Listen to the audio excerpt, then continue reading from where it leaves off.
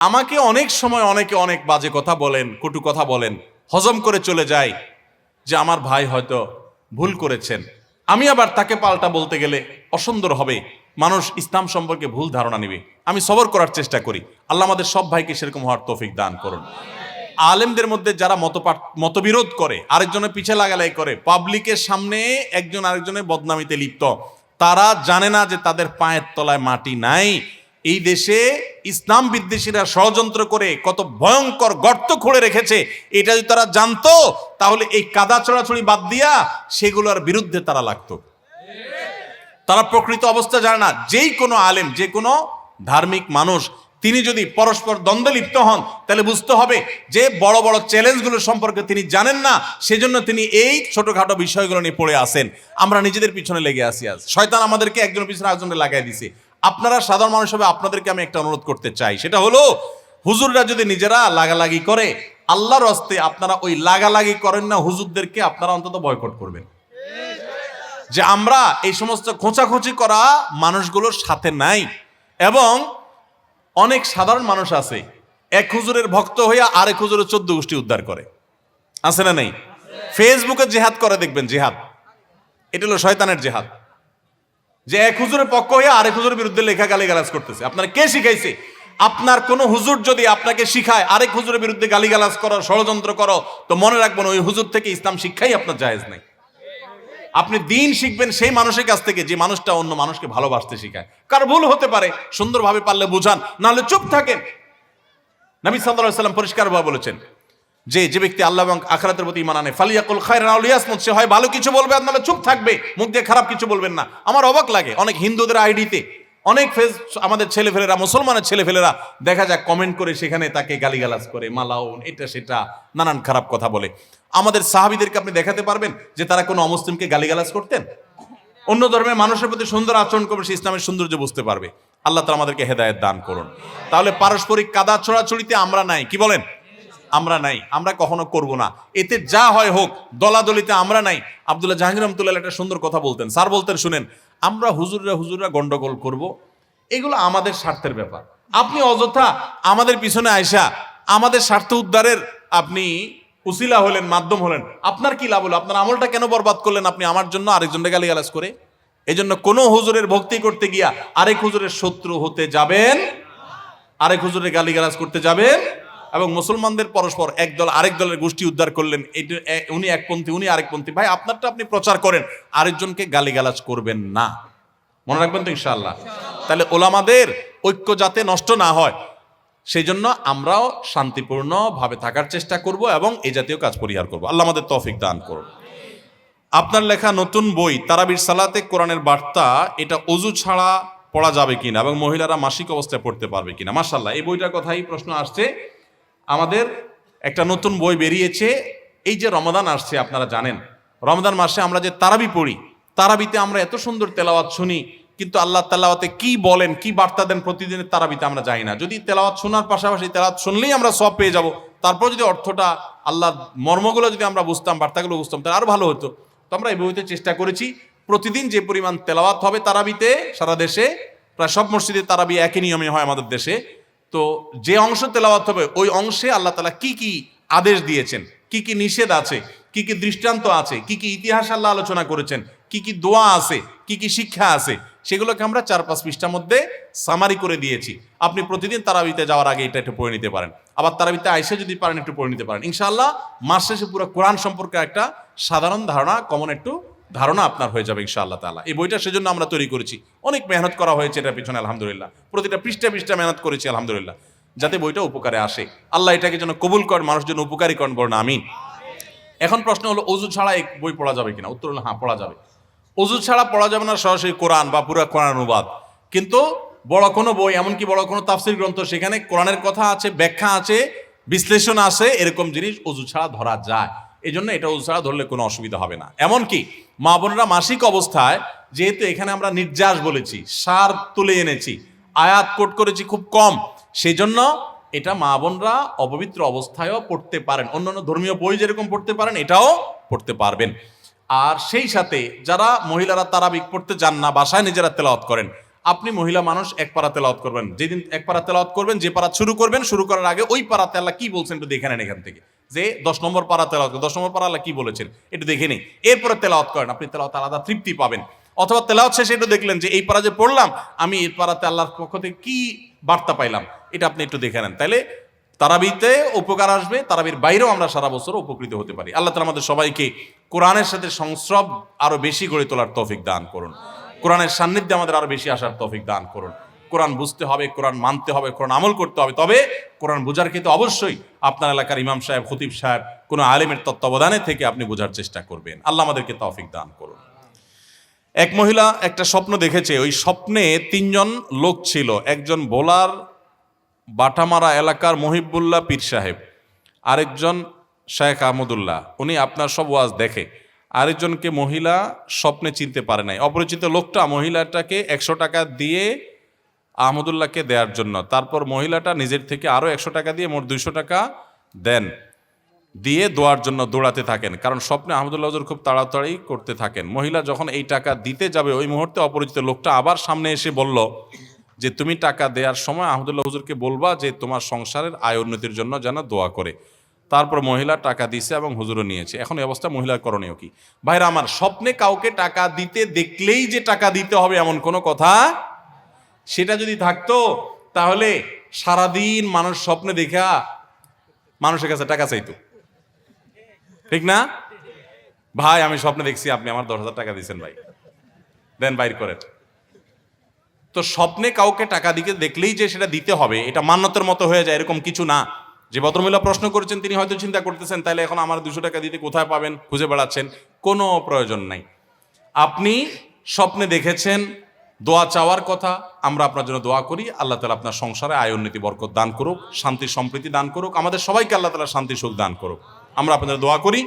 আপনার স্বপ্নে কাউকে টাকা দিতে দেখলে সে টাকা তাকে দেওয়াও জরুরি না, আবার ওই টাকা দান করে দিতে হবে এমন কোনো আবশ্যকতাও নাই। তবে স্বপ্নের বিভিন্ন ব্যাখ্যা থাকে, বিভিন্ন ইন্ডিকেট থাকে, বিভিন্ন আলামত থাকে, এগুলো স্বপ্নের ব্যাখ্যা বিশেষজ্ঞরা ভালো বোঝেন, এটা আমার সাবজেক্ট না। তবে এতটুকু নিশ্চিত যে স্বপ্নে কাউকে টাকা দেখতে দেখলে সেটা দিতেই হবে, বা আল্লাহর রাস্তায় দান করে দিতে হবে। কোনো আলেমকে স্বপ্নে দিতে দেখেছেন এই জন্য দান করে দিতে হবে এমন কোনো কথা নাই, আপনি নিশ্চিন্ত থাকতে পারেন।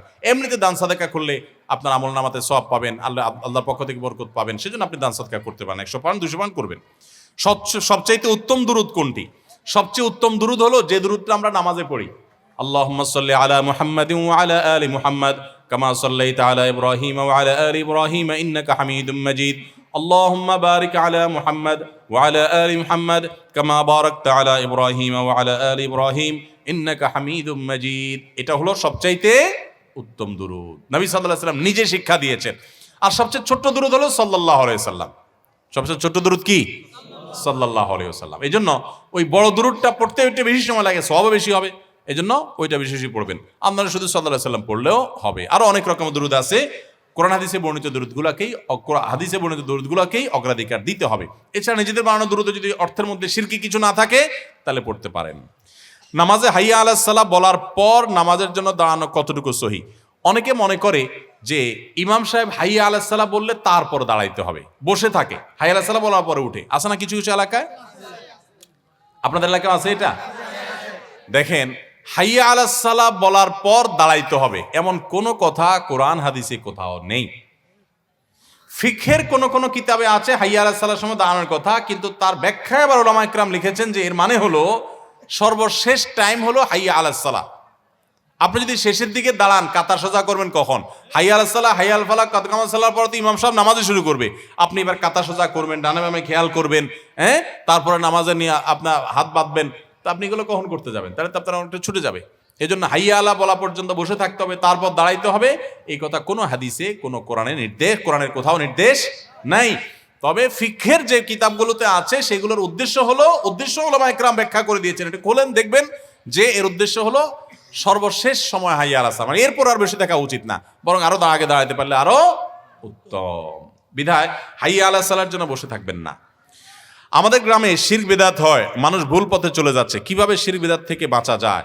শিরক এবং বিদআত থেকে বাঁচার জন্য তাওহীদ এবং সুন্নাহ প্রতিষ্ঠিত করবেন। কোরআনের জ্ঞান, হাদিসের জ্ঞান চর্চা করবেন। মসজিদে একটা কোরআনের তাফসির রেখে দিবেন, একটা হাদিসের গ্রন্থ রেখে দিবেন, ইমাম সাহেবদেরকে দিয়ে হাদিস পড়াবেন। শিরকের বিরুদ্ধে মানুষ জানতে পারবে কোরআন থেকে এবং হাদিস থেকে। শিরকের উল্টা হলো তাওহীদ, আর বেদাতের উল্টা হলো সুন্নত। সুন্নত এবং তাওহীদের যত চর্চা করবেন, আলোচনা করবেন, শিরক এবং বেদাত তত তাড়াতাড়ি দূর হয়ে যাবে ইনশাআল্লাহ। আল্লাহ তাআলা আপনাদের এলাকাকে, গোটা দেশকে, আমাদের সবাইকে সকল প্রকার শিরক এবং বেদাত থেকে বেঁচে থাকার তৌফিক দান করুন। শিরক এমন একটা অপরাধ, শিরক করে মারা গেলে কিন্তু আল্লাহ তাআলা মাফ করবেন না যদি তওবা ছাড়া মারা যায়। আপনি কোনো কবরে মাজারে গিয়ে সিজদা করেছেন, তার কাছে সন্তান চেয়েছেন, তার হাতে ক্ষমতা আছে মনে করছেন, আপনি শিরকে লিপ্ত হয়েছেন, ঈমান চলে যাবে। আল্লাহ আমাদেরকে বেঁচে থাকার তৌফিক দান করুন। এরপরে প্রশ্ন হলো, নিজেকে কিভাবে দিনের পথে চালাতে পারবো? নিজেকে দিনের পথে চালাবার জন্য এই যে কোরআন হাদিস পড়বেন, ইসলামিক বই পুস্তক পড়বেন, আলেমদের দার্সে মজলিসে বসবেন, প্রোগ্রামে আসবেন, মাহফিলে আসবেন, অনলাইন থেকে ভালো ভালো জিনিস শিখবেন এবং ওলামা একরাম এবং ভালো ভালো নেককার নামাজি ভালো মানুষগুলোর সাথে চলবেন, উঠা বসা করবেন। ইনশাআল্লাহ দিনের উপরে চলা সহজ হবে। মাজারে কি টাকা দান করলে সওয়াব হবে? মাজারে টাকা দান করলে কি লাভ হবে বলেন? মাজারের টাকা কোথায় যায় বলেন? মাজারের টাকা কোথায় যায়? যিনি মাজারে শুয়ে আছেন, যার কবর আর কি, ওই মাজার বানাইছেন যার কবরকে, উনি যদি আল্লাহর ওলি নেককার কোনো মানুষও হয়, এই টাকাগুলো কি ওনার কবরে ঢুকে? তা আল্লাহর ওলিকেও তো দিতে পারতেছেন না। বরং ওই লোকটা যদি আল্লাহর ওলি, আল্লাহর নেককার কোনো বান্দা হয়ে থাকে, এই টাকা এখানে না দিয়া ওনার পরিবারে কোনো সদস্য বাঁচা থাকলে তাদেরকে কিছু কিনে দিলে সেটা বরং সওয়াব হবে। ঠিক না? ঠিক। মনে রাখবেন, আমরা বাংলাদেশে মানুষ, হিন্দু ভাইদের সাথে আমাদের উঠা বসা অনেক বেশি। আমরা তাদের মধ্যে যে সমস্ত কালচার দেখি, এগুলো দেখে দেখে আমাদের মধ্যে চলে আসছে। এটার তো সেরকম একটা বিষয়। মাজার তো দানের কোনো জায়গা না ভাই। আপনারা মদিনায় গেছেন না? যারা মদিনায় গেছেন দেখছেন রাসূল আকরাম সাল্লাল্লাহু আলাইহি ওয়াসাল্লামের কবরে দান বাক্স কয়টা আছে? টাকা রাখার সিস্টেম আছে কোনো? কাহিনী কি? মাজারে দান করলে যদি সওয়াব হইতো তো সবচেয়ে বড় মাজার রাসূল সাল্লাল্লাহু আলাইহি ওয়াসাল্লামের, ওখানে তো সবচেয়ে বেশি দান করার জায়গা থাকতো। কি বলেন? কই, সেটা তো নাই। আর মাজারগুলো দেখবেন বেশিরভাগ, বিশেষ করে আপনার দেশে বড় বড় অনেক মাজার দেখবেন হাইওয়ের আশেপাশে, রেল স্টেশনের আশেপাশে, মানে যেখানে সেখানে পয়সা পড়বে ওখানে মাজার বেশি। বুঝেন না কথা? আল্লাহর যে নেককার বান্দারা আছে, ওনাদের কবরকে যদি কেউ মাজার বানায় তারা অপরাধী, আল্লাহর নেককার বান্দারা অপরাধী না। অনেক নবী রাসূলের কবরকেও মানুষ এরকম মাজার বানায় শিরকে লিপ্ত, তারা অপরাধী, ওই নবী রাসূলের কোনো দোষ নাই। খবরদার, আমি ওই কবরের সাহিত্য নেককার কোনো মানুষ থাকলে তার সমালোচনা করতে পারবো না। আল্লাহ তাদের প্রতি রহম করুক। ভাইরা আমার, টাকা দিবেন গরিব দুঃখীরে, টাকা দিবেন মসজিদে, মাদ্রাসায়, ভালো কাজে। আপনি মাজারে টাকা দিচ্ছেন কেন? অনেক মাজারে টাকা দিলে ওই টাকা দিয়া গাঞ্জটিরা গাঞ্জা কিনা খায়। গরিব মানুষ খানা পাচ্ছে না, আপনার গাঞ্জাখোরদের টাকা জোগাড় করতেছেন। সওয়াব তো দূরের কথা, উল্টা গুরুজ পাবেন। আল্লাহ আমাদেরকে হেদায়েত যেন আমরা পাই সেই তৌফিক দান করুন। অজাগায় কুজাগায় টাকা দিয়ে ঈমান নষ্ট করবেন না, এটা কোনো দেওয়ার জায়গা না। অনেকে আছে মাজারে দেখবেন মোমবাতি জ্বালা রাখে। আরে ভাই, যার বাসায় কারেন্ট নাই, টাকার অভাবে মোমবাতি কিনতে পারে না, আপনি মোমবাতি কিনে দিবেন তার ঘরে মোমবাতি কিনে দিলে আপনি সওয়াব পাবেন। এখানে ফকফকা লাইটের তলে আরেকটা মোমবাতি জ্বালাই দিয়েছেন, কিয়ামতের দিনে ফেরেশতারা পিটাতে জিজ্ঞেস করবে, এই লাইটের নিচে আবার মোমবাতি লাগাইছস, তোর কি মাথা ডিস্টার্ব ছিল? এখানে কেন মোমবাতি লাগাইছস? ওই কবরে যদি আল্লাহর কোনো নেককার বান্দা শুয়ে থাকে, এই মোমবাতির আলো কি ওনার কবরে যাবে? ওনার উপকারে আসলেও তো একটা কথা ছিল। মোমবাতি বাক্সা ভর্তি ভর্তি দেন, যাদেরকে দেন মাজারে যেগুলো থাকে, ওরা আবার নিয়ে ওইভাবে আবার ওই দোকানে বেচে ফেলায়। আবার আপনি আয়না দেয়, আরেকজনে কিনে আয়না দেয়, আবার থুয়ে আসে, এক দুইটা জ্বালায়, আর কত জ্বালাইতে পারে। তো ভণ্ডদের ভণ্ডামি, প্রতারকদের ব্যবসা, আর গাঞ্জটিদের গাঞ্জা খাওয়ার ব্যবস্থা করে দিলে কিয়ামতের ময়দানে আল্লাহর কাঠগড়ায় কড়ায় গন্ডায় হিসাব দিতে হবে। টাকা এত বেশি হয়ে গেছে, বহু মানুষ না খায় আছে, বহু মানুষ কষ্ট করে, তাদেরকে দেন। আর আল্লাহর নেককার বান্দা, জীবিত বহুত আল্লাহর নেককার বান্দা আছে, তাদেরকে দেন। আমাদের স্বভাব হলো জীবিত থাকতে আমরা কদর করি না, মরার পরে কবরের উপরে যায় লাইট লাগাই। জীবিত থাকতে যায় দেখেন গা, কেউ ওনার বাড়িতে একটা মোমবাতি, একটা হেরা চেরাগো জ্বালাই দেয় না, মরার পরে এখন কবরের উপরে মোমবাতি জ্বালাইতেছে। কি লাভ? আল্লাহ তাআলা আমাদেরকে অনর্থক কাজ পরিহার করার তৌফিক দান করুন। শিরিক থেকে আল্লাহ তাআলা আমাদের এই দেশকে, এই মাটিকে আল্লাহ তাআলা মুক্ত করে দেন। আপনারা সবাই যদি তাওহীদের কথা বলেন, দেখুন আল্লাহ আমাকে মাফ করুক, আমি কাউকে হার্ট করার জন্য বলছি না। যদি আমার কথায় তারা কেউ হার্ট হয়ে থাকেন তো আল্লাহ আমাকে মাফ করুন, আমার সেটা উদ্দেশ্য না।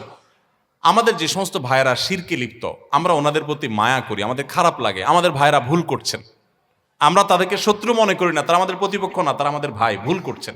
আল্লাহ তাআলা আমাদের ভাইদেরকে হেদায়েত দান করুন, আমাদের সবাইকে তাওহীদে আসার তৌফিক দান করুন। আপনারা তাওহীদের কথা বেশি বেশি বলবেন, সুন্নতের কথা বেশি বেশি বলবেন, নবী সাল্লাল্লাহু আলাইহি ওয়াসাল্লামের হাদিসের কথা বেশি বেশি বলবেন, তাহলে দেখবেন বেদাত শিরক এমনি দূর হয়ে গেছে। চেষ্টা করবেন না ইনশাআল্লাহ? যুবক ছেলেরা বিয়ে করতে চায় কিন্তু পরিবার বিয়ে দিচ্ছে না, ছেলে ভালো ইনকাম করতে পারে না বলে, আপনি নসিহত করে যাবেন দয়া করে। আমার খেয়ে দেয় কাজ নাই, আর ইনকাম করতে পারেন না, আমি আপনার বাপরে মারে বুঝাই দিয়ে যেতাম যে চাচাজি পোলাটার বিয়ে দিয়েন। ইনকাম করতে যখন পারেন না, নিজেও বাপের হোটেলে খান, আমি এবার আপনার বাপরে বুঝাই দিয়ে যায়, নসিহত করে দিয়ে যায় যে একটা বৌমা নিয়ে আসেন, অত বসে বসে খায়, এবার আরেকজন মাই একটাই না হেরো আপনি বসে বসে খাওয়ান। এই অযৌক্তিক কথা আমি কেন বলতে যাব? নবী সাল্লাল্লাহু আলাইহি ওয়াসাল্লাম বলেছেন, মান ইয়া মাশারাশ শাবাব মান ইসতাতাআ মিনকুমুল বাআতা ফালিয়াতাজাওয়াজ। ও যুবকরা, যাদের বোর ডাল ভাত জোগাড় করার ব্যবস্থা আছে তারা বিয়ে করো, যাদের সেই জোগাড় করার ব্যবস্থা নাই তারা, রসুল বলেন না যে হুজুরের কাছে চিঠি লেখা দাও, রসুল সাল্লাল্লাহু আলাইহি ওয়াসাল্লাম বলছেন তারা রোজা রাখো। কি করবে? নফল রোজা রাখবে তাদের চরিত্র হেফাজতের জন্য। বুঝে আসছে কথা? যুবকরা যারা বেকার আছেন আবার বিয়ে করতেও মনে চায়, তারা আগে কাজ করা শুরু করেন, বিসমিল্লাহ পড়ে ইনকাম করা শুরু করে দেন, কোন রকম ডাল ভাত জোগাড় করা শুরু করে দেন, এরপরে বাপ বিয়ে দিবে না কে বলেছে? আমি তো প্রায় বলি যে ইনকাম যখন করা ধরবেন ভালো করে সিরিয়াসলি যখন ইনকাম করা শুরু করবেন, আপনার বাপ বিয়ে দেওয়া লাগবে না, মেয়ের বাপরা সোলাই টোলাই নিয়ে যাবে, আপনি পয়সা কামাই শুরু করে দেন। এক পয়সা কামাবেন না, বাবার হোটেলে বসে খাবেন আর টোটো কোম্পানি ম্যানেজারই করবেন, আর এখানে কাগজ ধরে দিবেন হুজুর বাবার একটু বুঝাই দেন, আমি তো ইনকাম করতে পারি না সেজন্য বিয়ে করে দেন। যাই হোক, আল্লাহ তাআলা যুবকদের এই কষ্টগুলো দূর করে দেন, মুরব্বীদের দিলগুলাকে গালায় দেন, আর যুবকদেরকে আল্লাহ তাআলা কর্মমুখী হওয়ার তৌফিক দান করুন। মুরব্বীদেরকে বলতেছি, যুবকরা যদি কোনো রকম ইনকাম শুরু করে দেয় তো আর দেরি করবেন না, দ্রুততার সাথে বিয়ে দিবেন। মনে রাখবেন, ছেলে যত অপকর্ম করবে বিয়ে দেরিতে দেওয়ার কারণে, আমি অনেক জায়গা বলি, মুরব্বীরা আপনারা তো টের পান না, আপনাদের আমলে ফেসবুক ইউটিউব ছিল না, পোলাপান যে এখন কত ধ্বংস হয়ে যাচ্ছে আপনারা জানেন না। আপনি যদি 25 বছরে বিয়ে করে থাকেন, আপনার পোলারে 20 বছরে বিয়ে দেওয়া আপনার জন্য জরুরি, কারণ আপনার আরো পরে করলে হইতো, আপনি 30 বছরও করলে হইতো, কারণ তখন এই সমস্ত ফিতনা ছিল না। এখন যুবকদের সামনে হাজারো ফিতনা, চরিত্রহীন হয়ে যাচ্ছে, যুবকরা ধ্বংস হয়ে যাচ্ছে। এই জন্য দ্রুত বিয়ে মুরব্বীদেরকে বলে দিলাম, আর আপনাদেরকে বলে দিলাম আপনারা ইনকাম শুরু করে দেন। শেষ প্রশ্ন, আমি 7 বছর আগে বিয়ে করেছি, আমি দেশের বাইরে ছিলাম, বাইরে থাকা অবস্থায় আমার বউ আমার কথা শুনতো না, আমাকে না বলে নানার বাড়ি বাপের বাড়ি চলে যেত, দেশে আসার পরও আমার কথা শুনে না, অন্যের কাছে বলে সংসার করবে না, তালাক দিয়ে দেয় না কেন, কাবিনের টাকা লাগবে না ইত্যাদি। এখন সে বেড়ানোর কথা বলে বাপের বাড়ি গিয়ে আর আসে না, আমার ফোনও ধরে না, আমার 6 বছরের একটা ছেলে আছে, এমন অবস্থা আমি কি করব? আহারে বেচারা রে। দেখুন, এটা সত্য কথা, অনেক মহিলারা আজকাল তারা স্বামীকে মানুষ মনে করে না, অনেক মহিলা আছে। আপনি যদি মুসলিম নারী হয়ে থাকেন আমার বোন, আপনার জন্য আপনার স্বামীর নির্দেশনা মানাটাকে শরীয়ত ওয়াজিব করেছে। অন্যায় কোনো কথা যদি না বলে তাহলে স্বামীর নির্দেশ মানা। যে মহিলা স্বামীকে অভিভাবক হিসাবে স্বীকার করবে না, শ্রদ্ধা করবে না, সম্মান করবে না, কথা কথায় তর্ক করবে। অনেক মহিলা আছে পর্দা করে, বোরকা পরে, নামাজ পড়ে, কিন্তু সব করতে রাজি আছে, মাগার স্বামীকে শ্রদ্ধা করতে রাজি না। স্বামীর সকালে এক কথা, বিকালে এক কথা, তর্কাতর্কি, বেয়াদবি, এগুলো এখন কমন একটা ব্যাপার হয়ে গেছে, কিয়ামতের আলামত। অনেক দিনদার, অনেক তাহাজ্জুদ গুজার মহিলা আছে, ভালো করে পর্দা করে মহিলা আছে, কিন্তু স্বামীর সাথে কথা কথা তর্ক, ঝগড়া, পাত্তা না দেওয়া, বেয়াদবি করা। দেখুন, কোন একজন আমাদের পূর্বসূরি, কোন একজন সালাফের স্ত্রী, তিনি বলেছিলেন যে আমরা আমাদের স্বামীদেরকে, রাজা বাদশাদেরকে প্রজারা যেরকম ইজ্জত করে এরকম ইজ্জত করতাম, কিন্তু আজকাল তোমাদের অবস্থা ভয়াবহ। আল্লাহ আমাদের বোনদেরকে হেদায়েত পাওয়ার তৌফিক নসিব করুন। যে ভাই এরকম সমস্যা আছেন, আমি তাকে বলবো এই বিষয়গুলোতে কোরআন যেভাবে নির্দেশ দিয়েছে সেই আলোকে দুই পরিবারের মুরব্বীদেরকে জানায়া তাদেরকে নিয়ে বসার চেষ্টা করেন, মিটমাট করার চেষ্টা করেন, কোনো আলেমের কাছে যান। আমাদের আসুন্নাহ ফাউন্ডেশনে প্রতিদিন অফিস টাইমে, শুক্রবার ছাড়া অফিস টাইমে আলেমরা বসে থাকেন ডেস্ক নিয়ে ফ্যামিলি কাউন্সিলিং এর জন্য। স্বামী স্ত্রীর মধ্যে বোঝাপড়ার গরমিল হলে সেখানে যাবেন, আলেমরা বসে উভয়কে মিটমাট করে দেওয়ার চেষ্টা করবেন, মীমাংসা করে দেওয়ার চেষ্টা করবেন, কার ভুল আছে তাকে নসিহত, আদর, স্নেহ দিয়ে কাউন্সিলিং করার চেষ্টা করবেন। এবং এভাবে আপনি এই সার্ভিসটা অন্য কোনো জায়গা থেকেও চাইলে নিতে পারেন, আপনি সেই সার্ভিসটা নেন, তারপরেও হুটহাট বিচ্ছেদে যাবেন না। এরপরে কোনো পথ না থাকলে একাধিক আলেমের সাথে পরামর্শ করে ঠান্ডা মাথায় ভেবে চিনতে তারপরে প্রয়োজন হলে তখন বিচ্ছেদের চিন্তা করবেন, তার আগ পর্যন্ত থাকার চিন্তা করেন। আল্লাহ তাআলা এই ভাইয়ের সমস্যা দূর করে দেন, আমরা দোয়া করি। আপনি যদি সবর করেন, আল্লাহ আপনার কাছে আপনি বিনিময় লাভ করবেন। পুরস্কার আছে, পুরস্কার নিয়ে যাবেন না এমনি চলে যাবেন? ঠিক আছে, তাহলে বসেন। আমার বক্তব্যে রমাদানের প্রস্তুতির জন্য 11টা পয়েন্টের কথা বলেছি। রমজানের 11টা প্রস্তুতির কথা এক দাঁড়ানোতে শুনে দিতে পারবে এমন কোন যুবক থাকলে দাঁড়াক। মাশাআল্লাহ, নারায়ে তাকবীর। মাশাআল্লাহ মাশাআল্লাহ, তোমাকেই খুঁজছে যুবক বাংলাদেশ। কি নাম, বাড়ি কোথায়? আখাউড়া থেকে এখানে আসছেন? মাশাআল্লাহ মাশাআল্লাহ। হ্যাঁ, চলে আসেন চলে আসেন, এই তো স্টেজে আসতে দেন, তারে স্টেজে আসতে দেন। মাশাআল্লাহ মাশাআল্লাহ, আপনাকে আমার লেখা নতুন বই এটা উপহার দেবো ইনশাআল্লাহ। সেই সাথে আমাদের লেখা আরেকটা বই আছে, রমাদান প্ল্যানার। এই রমাদান প্ল্যানার, রমজানকে কিভাবে আমরা সুন্দরভাবে কাটাবো, এই রমাদান প্ল্যানার এবং তারাবির সালাতে কোরআনের বার্তা, তারাবির সার সংক্ষেপ, এই দুইটা বই আমরা ইনশাআল্লাহ ওনাকে উপহার দিব। ঠিক আছে, মাশাআল্লাহ। ওয়ালাইকুম আসসালাম। মাশাআল্লাহ মাশাআল্লাহ। কি করেন আপনি? আমি পড়াশোনা করি, পার্ট টাইম জব করি পাশাপাশি। কিসে পড়াশোনা করেন? অনার্সে 3rd ইয়ার। কোথায়? ব্রাউনবাড়িয়া সরকারি কলেজ। ব্রাহ্মণবাড়িয়া সরকারি কলেজে অনার্স 3rd ইয়ারে পড়ে আমার এই ভাই। আর পাশাপাশি কি জব করেন? একটা অক্সিজেনের দোকান আছে, আর ফুড পার্টনার থেকে কাজ করি। মাশাআল্লাহ মাশাআল্লাহ। না, এই যুবকরা এত অল্প পুরস্কার দিলে হবে না, আর কি আছে পুরস্কার দেওয়ার মতো? খুব ভালো লাগলো আমার কাছে। এই যুবক পড়াশোনা করে আবার পার্ট টাইম জব করে। আর একটু আগে আমরা চিঠি পড়লাম এক যুবকের, সে বেকার, কোনো কামাইয়ের পথ নাই, তার বাপরে আমি ফুসলে দিয়ে যেতাম তার বিয়ে করানোর জন্য। আপনি বিয়ে করছেন? না, আহারে, কি বাপে বিয়ে দেয় না? বাবা নাই, মা আছে, বড় ভাই আছে, চাকরি করে। বড় ভাই বিয়ে করব তারপর ইনশাআল্লাহ। যদি বড় ভাইরে বোঝান লাগে, মারে বোঝান লাগে, নাম্বার দিয়ে দেন, আমি কথা বলে দেব। কি বলেন? ঠিক আছে, দরকার হলে, হ্যাঁ ইনশাআল্লাহ ইনশাআল্লাহ। দরকার হলে আপনি যোগাযোগ করেন, এই যে ডাক্তার সাহেবের সাথে যোগাযোগ করেন, আমি ইনশাল্লাহ কথা বলে দেবো যদি লাগে আর কি, আপনার বাপ মারা বোঝান লাগে। কারণ এরকম ছেলে পড়াশোনা করতেছে আবার ইনকাম করতেছে, বিয়ে দিবে না কোন অজুহাতে? ও একটা অজুহাত পাইছে, বড় ভাই বিয়ে করে না, এটা কোনো কথা? কখনো বড় ভাইয়ের কারণে ছোট ভাইয়ের বিয়ে আটকে থাকতে পারে না। হতে পারে বড় ভাই একটু পরে করবে, এতে কোনো অসুবিধা না। এগুলো আমাদের সামাজিক কুসংস্কার। মাশাআল্লাহ, হ্যাঁ মাশাআল্লাহ। এই যুবকের জন্য একজনে হাদিয়া দিয়েছে কিছু টাকা। মাশাআল্লাহ মাশাআল্লাহ, নেন, হাদিয়া ফেরত দিতে হয় না। মাশাআল্লাহ। আর আমার তরফ থেকে হাদিয়া হলো তারাবির সালাতে কোরআনের বার্তা, আমার নতুন বই এটা, এবং আমাদের আরেকটা বই রমাদান প্ল্যানার। এই দুইটা বই আমাদের এই যুবক ভাইকে আমরা হাদিয়া দিলাম। দুজনের লেগে দোয়া করেন। আমরা কিছুদিন আগে আপনার ফার্স্ট ফাউন্ডেশনে গেছিলাম। মাশাআল্লাহ, আরেকজন আসছে আপনার বন্ধু? জি জি। ঠিক আছে, তুমিও হাত তুলছো, তোমার আমি বঞ্চিত করবো না। দাও ওরে ওই বইটা হাদিয়া করো, দিয়ে দিও। মাশাআল্লাহ। দ্বিতীয় প্রশ্ন, আমি আমার বক্তব্যে বলেছিলাম জান্নাতের একটি দুয়ার আছে, বিশেষ গেট আছে। আপনি উল্টা পুরস্কার দিবেন, আপনারা উত্তর দিতে বলছে কে? উত্তর আউট করে দিয়েছেন আপনি, আপনি তো ক্ষতি করলেন। এটা কোনো যুক্তি হলো? এর তো নকল করার ওস্তাদ দেই। হাত তুলে দিলে আপনি বলে দিলেন, তো নকল সাপ্লাই করলেন। হাত তোলার পরে তো তারা বলবে। আচ্ছা ঠিক আছে, এটা আউট হয়ে গেছে, যেহেতু এটা বাতিল, আমরা নতুন করে যাব ইনশাআল্লাহ। ভাইরা আমার,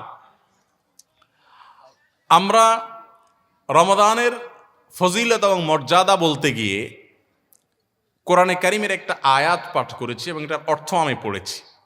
রমজান মাসের মর্যাদা বলতে গিয়ে একটা আয়াত পড়েছি। পুরো আয়াত আরবিও বলা লাগবে না, হুবহু অনুবাদও বলা লাগবে না, শুধু আমাকে নির্যাসটা বললেই হবে যে রমাদানের মর্যাদা সম্পর্কে বলতে গিয়ে আল্লাহ কোরআনে কি বলেছেন। যে বলতে পারবে হাত তুলবেন, কোনো মাদ্রাসার ছাত্রকে পুরস্কার দেব না, কারণ তারা তা হাদিস কোরআন এমনি জানে, তারা পুরস্কার আল্লাহ থেকে নেবে, তাদেরকে আলাদা পুরস্কার দেবো, কিন্তু এই জন্য না। বলেন কেউ আছেন? রমজানের মর্যাদা বোঝাতে গিয়ে একটা আয়াত আমি বলেছি, কে বলতে পারবেন? হ্যাঁ হ্যাঁ, এই যে যুবক আগে হাত তুলছে, বলেন। দাঁড়ান দাঁড়ান, মাশাআল্লাহ, মানে কি বলছেন আল্লাহ? বলেন। আয় হায়, আমি তো বাংলাটাই চাচ্ছি। নির্যাস বলেন, পুরো শব্দের অর্থ জরুরি না। শাহরু রমাদান আল্লাযী উনজিলা ফীহিল কোরআন মানে রমজান রমজান সেই মাস যে মাসে কোরআন নাজিল হয়েছে, এই তো উত্তর সঠিক। আপনি কি মাদ্রাসা পড়ছেন আগে? ওই তো ব্যাকগ্রাউন্ড মাদ্রাসা। যাক, তারপরও দাঁড়াইছেন যেহেতু আমি মাহরুম করব না। পুরস্কার নিয়ে যান ভাই, পুরস্কার দিয়ে দেন। ভাই একদিক দিয়ে দেন ডাক্তার সাহেব।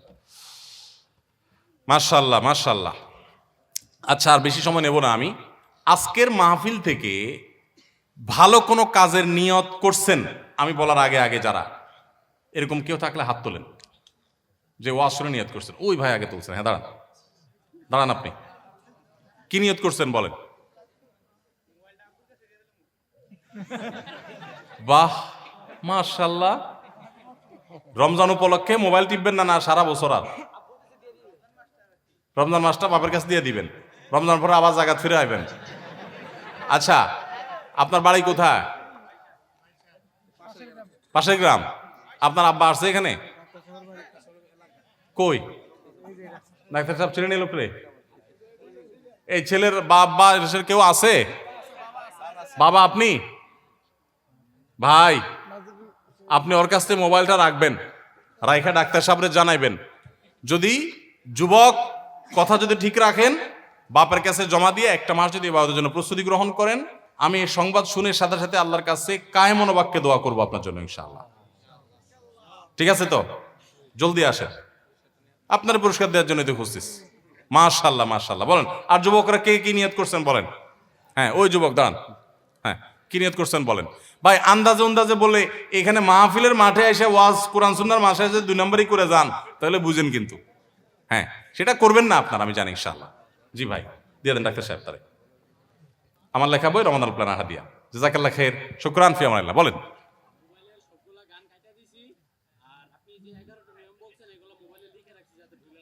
এখন দেখাতে পারবেন? এদিকে আসেন, এদিকে আসেন। কি বলে এরা, তো আমার অবাক করে দিছে। কসবার ছেলে ফেলে, মাশাআল্লাহ, এত সোনার ছেলে ফেলে এই এলাকায় আছে, আমার তো ধারণা ছিল না। ব্রাহ্মণবাড়িয়ার নাম শুনলেই তো মার মার কাট কাট ভাব জানতাম, কিন্তু এত সুন্দর মানুষ নিরিবিলি আলোচনা শুনছে। সুবহানাল্লাহ। 11টা পয়েন্ট আমি বলছি, এগুলো সে বসে বসে লিখছে। এখন লিখছেন বসে বসে? মাশাআল্লাহ মাশাআল্লাহ। আপনার ডাবল হাদিয়া। মাশাআল্লাহ মাশাআল্লাহ। কি নাম আপনার? আব্দুল্লাহ হাদি। কোথায় কি করেন? আমি স্নাতক প্রথম বর্ষ ফার্স্ট ইয়ার ফাইনাল দিচ্ছি। কোথায়? সৈয়দাবাদ কলেজ থেকে পরীক্ষা দিচ্ছি। কি নাম বললেন? আব্দুল্লাহ হাদি। আব্দুল্লাহ হাদি। বাড়ি কোন জায়গায়? বাইশার। বাইশার। আমরা সবাই দোয়া করি আল্লাহ আমার এই ভাই আব্দুল্লাহ হাদিকে এই 11টা প্রস্তুতি গ্রহণ করে রমজানে আল্লাহর ইবাদত সঠিকভাবে করার তৌফিক দান করুক, সারা বছর আমলের তৌফিক দান করুক। আল্লাহ আমাদের সবাইকে তৌফিক দান করুক। জাযাকাল্লাহ খাইর। এটা আপনার পুরস্কার। ওয়ালাইকুম আসসালাম, ফি আমানিল্লাহ। আর একটা কে শোনাবেন? কি নিয়ত করছেন? আচ্ছা, আপনিও বলেন, আপনি বলেন। দুজন যেতে বলছেন, দাঁড়ান, আগে আপনি বলেন, এরপর আপনি বলবেন। হ্যাঁ বলেন। আর হিংসা আনবেন না। হিংসার ডেফিনিশন জানেন আপনি? হিংসা কাকে বলে? কি?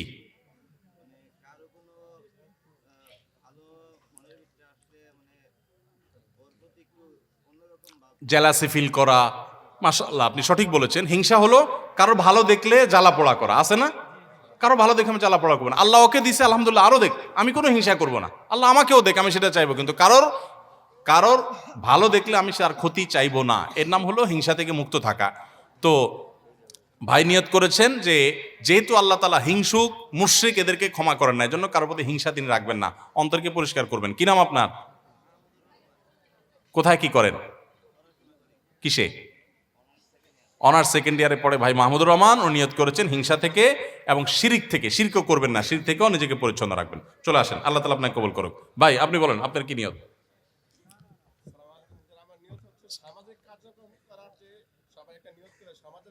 চলে আসেন ভাই, দিয়ে দেন। সামাজিক কাজ করা কেন্দ্রবিন্দু যে মা বাবার কাছে হেল্প করা, এই আমি নিয়োগ করছি। পরিবার থেকে মা বাবা থেকে আজকে শুরু করব, ওনাদের কাছে হেল্প করব, তারপর পরবর্তী স্টেপ বাই স্টেপ সামাজিক কাজ করব। আপনার মা বাবা বেঁচে আছেন? কোথায় বাড়ি আপনার? বাইশার। মাশাআল্লাহ, চলে আসেন। এই ভাই নিয়ত করেছেন যে উনি সামাজিক কাজ করবেন, মানুষের উপকার করবেন এবং মা বাবার কাজ দিয়ে শুরু করবেন, মা বাবার সেবা করবেন। আমরা এই ভাই সুন্দর নিয়ত করেছেন, ভালো নিয়ত করেছেন, সেজন্য তাকে আমাদের ডাক্তার আশরাফুল আলম সুমন ভাইয়ের হাত দিয়ে ওনাকে একটু পুরস্কার দিচ্ছি, দেন, পুরস্কার দিয়ে দেন। আমরা যে সমস্ত কথা শুনছি আল্লাহ তাআলা আমাদের সবাইকে আমলের তৌফিক দান করুন, বলুন আমিন। আমরা এই মজলিস থেকে দোয়া করি, এই মাহফিলের পেছনে যারা পরিশ্রম করেছেন, টাকা পয়সা খরচ করেছেন, বুদ্ধি দিয়েছেন, পরামর্শ দিয়েছেন, আল্লাহ তাআলা তাদের সবাইকে উত্তম বিনিময় দান করুন, বলুন আমিন। এই এলাকাতে যত মানুষ শুয়ে আছেন, অনেক মানুষ শুয়ে আছেন, অনেক মুসলমান নারী পুরুষ কবরবাসী হয়ে গেছেন, আল্লাহ তাআলা সবাই